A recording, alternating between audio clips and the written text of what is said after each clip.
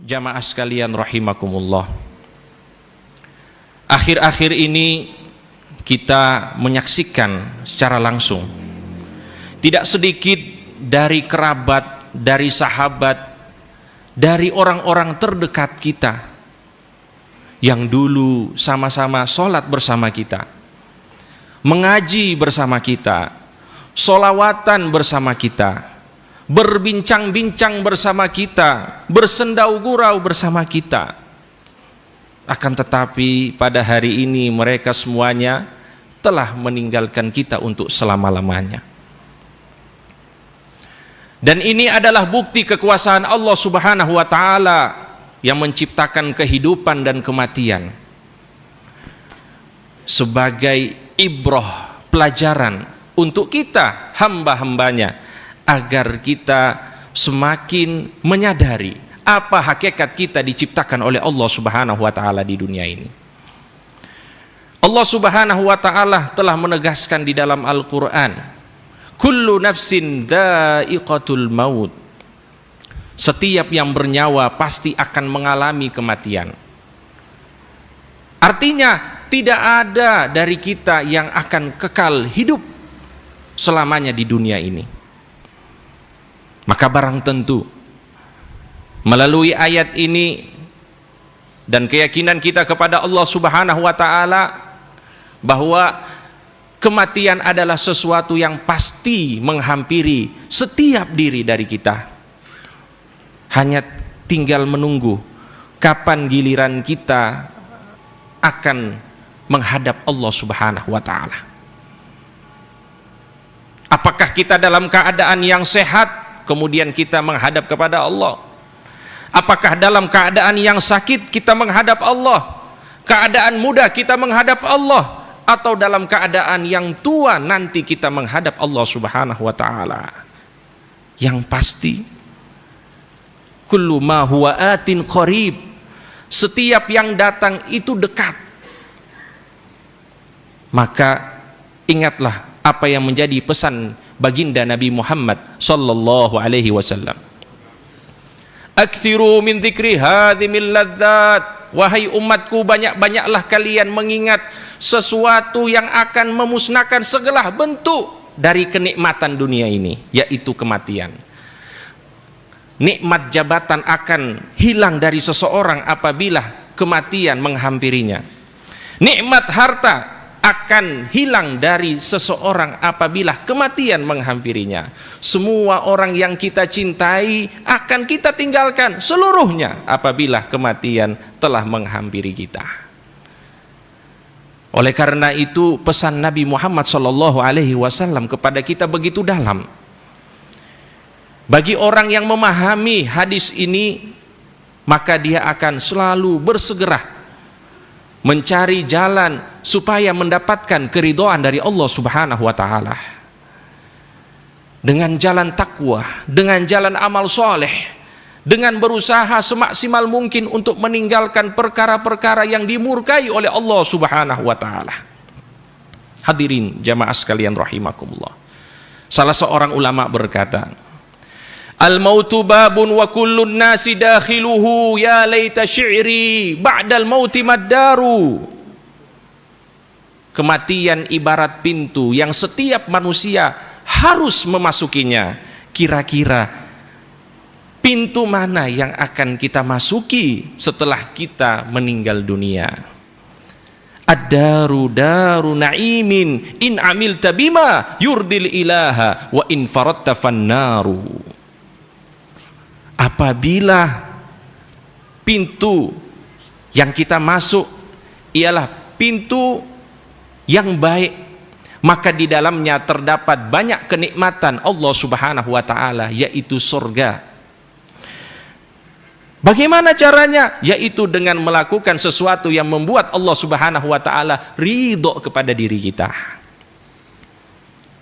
Akan tetapi kalau kita tidak buat Allah Subhanahu wa ta'ala ridho terhadap diri kita, maka murka Allah Subhanahu wa ta'ala yang akan mengenai diri kita, dan balasannya ialah neraka jahannam wal-iyadu billah.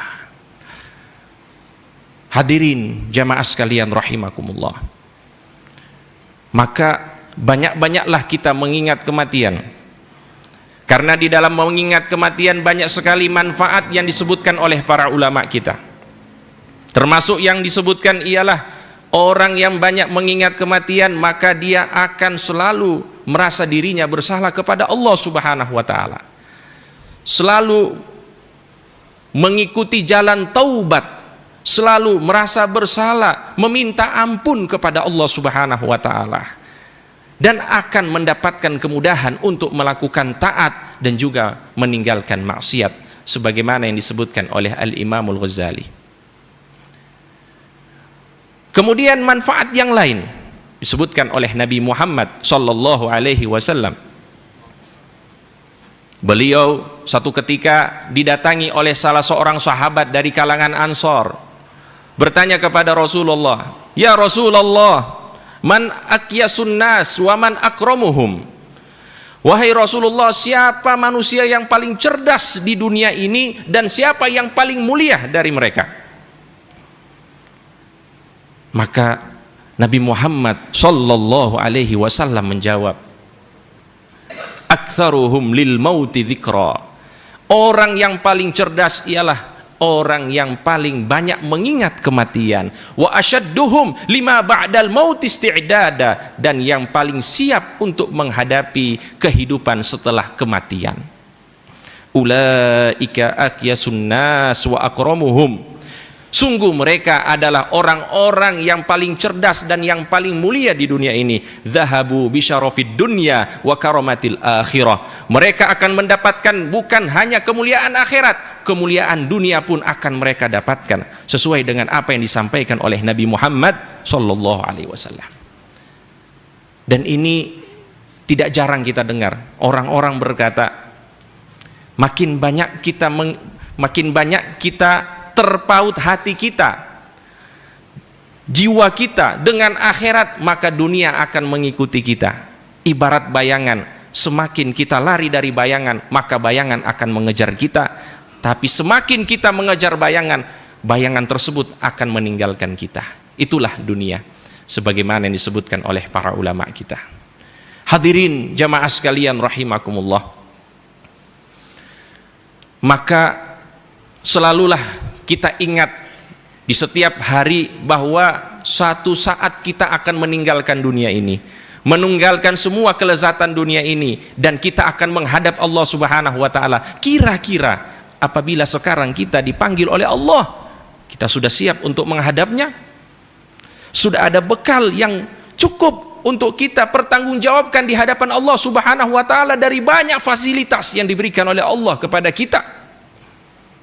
Pertanyaan-pertanyaan seperti inilah yang akan menggugah hati kita, yang akan meluluhkan hati kita, supaya kita akan selalu paham dan juga mengerti hakikat kenapa kita diciptakan oleh Allah Subhanahu wa taala.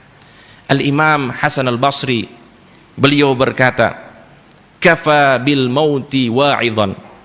Cukuplah kematian menjadi nasihat untuk kita semuanya. Artinya, tidak perlu banyak khutbah, tidak perlu banyak ceramah, tidak perlu mengikuti banyak pengajian.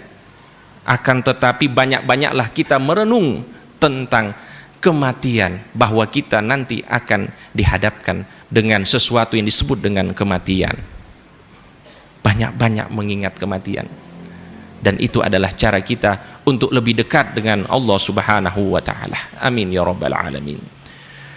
Hadirin jamaah sekalian rahimakumullah, maka kita berdoa kepada Allah Subhanahu wa taala, mudah-mudahan kita yang ada di majelis ini, di masjid ini, termasuk orang-orang terbaik, termasuk penerus-penerus terbaik untuk pendahulu-pendahulu yang salihin, dan bisa menjadi contoh-contoh yang baik untuk para penerus kita. Dan mudah-mudahan kita selalu berada di jalan takwa kepada Allah Subhanahu wa taala. Kita selalu mengingat mati, dan kita dimudahkan oleh Allah Subhanahu wa taala untuk mempersiapkan diri menghadapi hari kematian kita, sehingga kita bisa mendapatkan husnul khatimah. Amin ya rabbal alamin. A'udzu billahi minasyaitonir rajim. Bismillahirrahmanirrahim. wal asri innal insana lafi khusrin illa alladhina amanu wa amilus salihati wa tawasaw bil haqqi wa tawasaw bis sabr.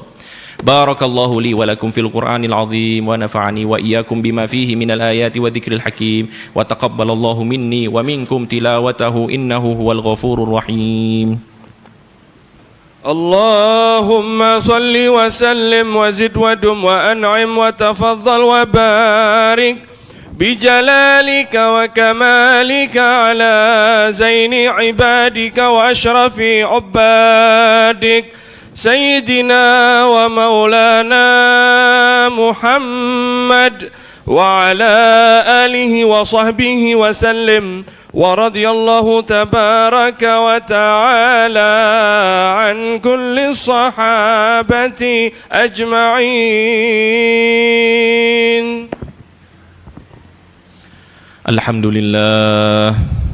الحمد لله وكفى والصلاة والسلام على نبينا المصطفى وعلى آله وصحبه أهل الصدق والوفاء.